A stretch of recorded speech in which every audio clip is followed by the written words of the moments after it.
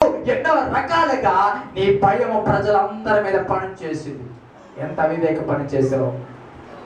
ఇప్పుడు ఏమైంది తెలుసా, నీ నుండి రాజ్యము దేవుడు తీసివేస్తున్నాడు. దేవునికి స్తోత్రం కలిగి ఏమన్నాడండి, ఈ రోజు నుండి నీ రాజ్యము నీ చేతిలో నుండి ఊడిపోతుంది, నీ చేతిలో అధికారము పోతుంది, నీ చేతిలో ఉన్న ఈ రాజదండము పోతుంది, నీకు నీ అధికారము ఉండదు. బాగా గమనించండి, నా వైపు శ్రద్ధగా పడాలి.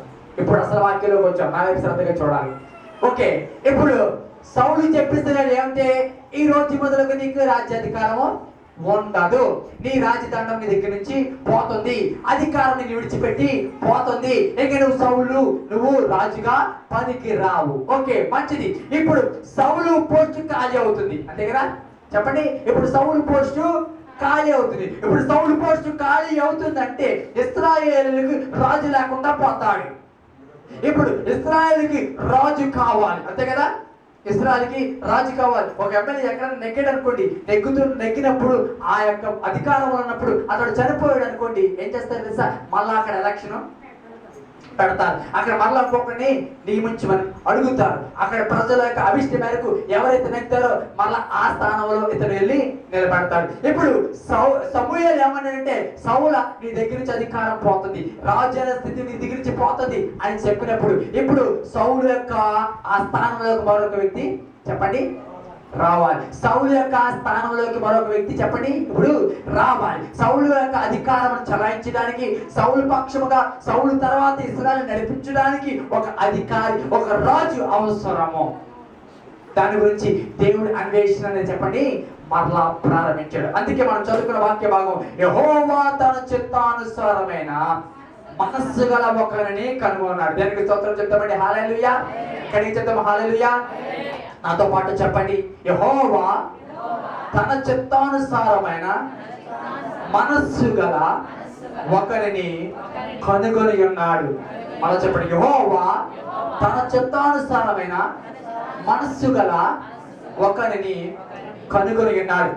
ఎందుకు ఇక్కడ ప్రత్యేకముగా యెహోవా తన చిత్తానుసారమైన మనస్సు కలిగిన వ్యక్తిని కనుగొన్నాడు అని ఎందుకు స్పష్టంగా చెప్పబడిందంటే, మొదటి వ్యక్తి ఏ విషయంలో ఫెయిల్ అయ్యాడో రెండో వ్యక్తి ఆ విషయంలో ఫెయిల్ అవ్వకూడదు. దానికి స్తోత్రం కలుగును కాక.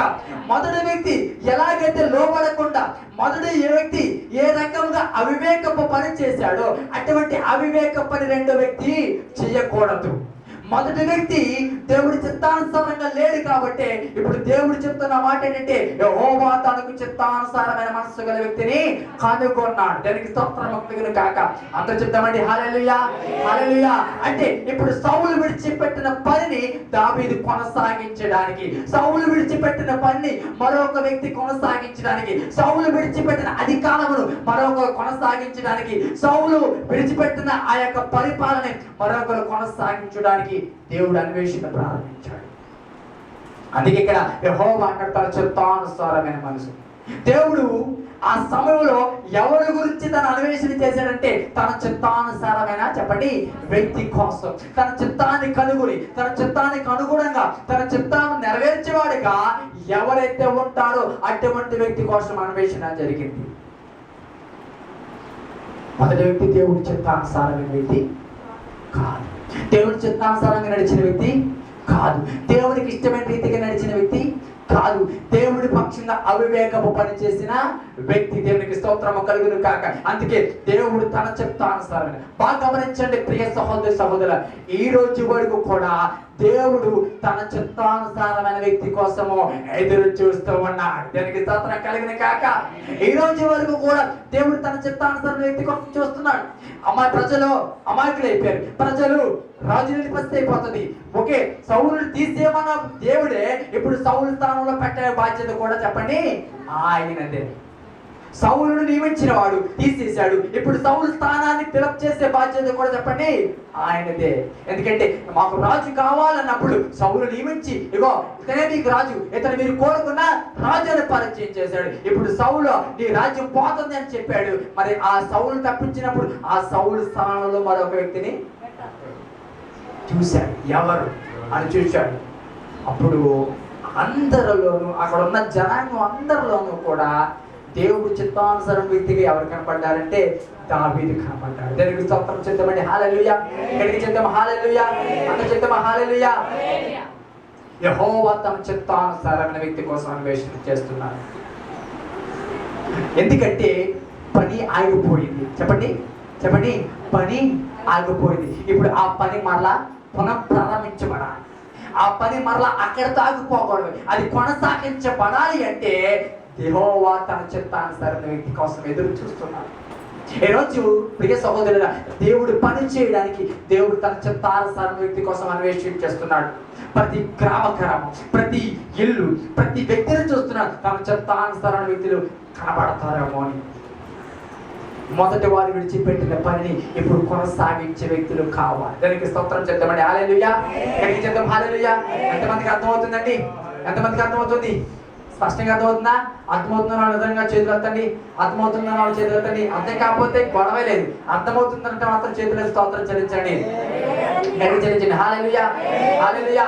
మన శుక్రవారం ప్రార్థన చేస్తున్నప్పుడు వేదనతో కన్నీరుతో ప్రార్థన చేస్తున్నాను. ప్రభువా ఏంటి పరిస్థితులు లాగా ఉన్నాయని ప్రార్థన చేస్తున్నప్పుడు దేవుడు బైబిల్ కూడా తెలియదు, ఈ మాట నేరుగా తీసుకొచ్చామని తెలిసే నాకు చిత్తానుసారమైన వ్యక్తి కోసం నేను చూస్తున్నాను అన్నారు. దేనికి స్తోత్రం కలిగించాను. కాబట్టి ఆ రోజు నాతో మాట్లాడిన విషయాలే ఈ రోజు నీతో మాట్లాడుతున్నాను.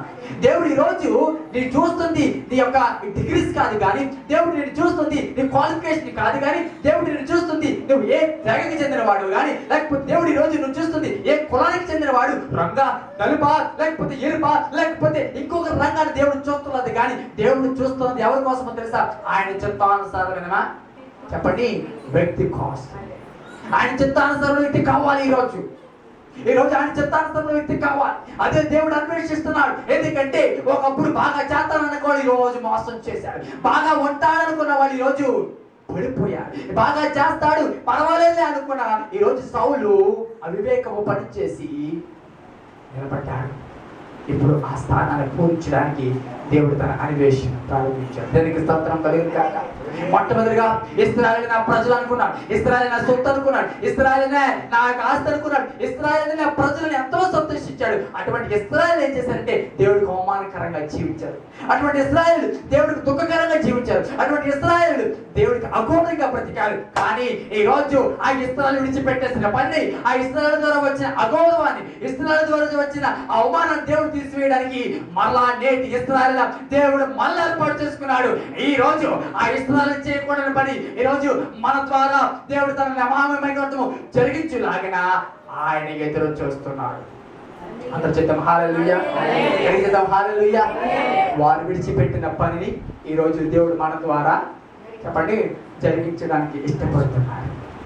వారు విడిచిపెట్టిన వారు ఏదైతే లోబడనలోని ప్రజలుగా ఉన్నారో, ఎవరైతే వారు దేవుడు వ్యతిరేకంగా జీవించారో, ఎవరైతే దేవుడికి అగౌరవంగా బ్రతికారో, ఎవరి గురించి అయితే దేవుడు తలదించుకునే పరిస్థితి వచ్చిందో, వారు విడిచిపెట్టిన పనిని నీ ద్వారా నా ద్వారా కొనసాగించడానికి దేవుడు మనల్ని ఎన్నుకున్నాడు. దేవునికి స్తోత్రం చెప్తామండి. హల్లెలూయా. ఎక్కడికి చెప్తాం? హల్లెలూయా. చూశాడు ఎవరు సౌలు పొజిషన్లో కరెక్ట్గా సూట్ అవ్వాలి, సౌలు పొజిషన్లో కరెక్ట్గా సెట్ అవ్వాలి. సౌలు పోయిన ప్రజలకు ఏ విషయంలోనూ కూడా నిరాశ రాకూడదు, ఏ విషయంలో కూడా అభద్రత భావము రాకూడదు. అంటే కరెక్ట్గా సౌలుకి రాదే మరొక వ్యక్తి కావాలి. చూశాడు యెషయా కుటుంబం మీద దేవుడి దృష్టి చెప్పండి పడింది. వెంటనే సమూయేలు అన్నాడు, నువ్వు వెళ్ళి అక్కడే ఈ ఇశ్రాయేలుకు రాజుని ఏర్పాటు చేయబోతున్నాను. దానికి స్తోత్రం కలిగిన కాక యెషయా ఇంటికి వెళ్ళండి. సమూయేలు ఒక్కొక్క కుమారుని తీసుకొస్తున్నాడు. మొదటి కొడుకుని తీసుకొచ్చాడు. చూసేటప్పటికి అబ్బో చాలా హైట్ ఉన్నాడు, చాలా పర్సనాలిటీ కలిగి ఉన్నాడు, చాలా చక్కటి సౌందర్యం కలిగిన వాడు. ఒక రాజుకు ఉండవలసిన లక్షణాలన్నీ పుష్కలంగా ఉన్నాయి యెషయాకు మొదటి కుమారులో. సమయంలో గ్యారంటీ ఇతనై ఉంటాడు, ఇతనే దేవుడు ఏర్పాటు చేసుకుంటాడు అనుకున్నాడు. దేవుడిని అడిగితే దేవుడు ఏమన్నాడంటే, ఇతనిని నేను ఏర్పాటు చేసుకోలేదు అన్నాడు. ఓకే, ఇంకా రెండో కుమారుని తీసుకొచ్చాడు. అతను చూస్తే అతను కూడా ఏం తీసుకుపోలేదు, మొదటి వాడికి ఏం తీసుకుపోలేదు. చక్కగా హైట్ ఉన్నాడు, చక్క పర్సనాలిటీ కలిగి ఉన్నాడు, చక్కగా అన్ని రకాల అందంగా ఉన్నాడు అనుకున్నాడు. ఈడే ఉంటాడు బహుశా అనుకున్నాడు. దేవుడు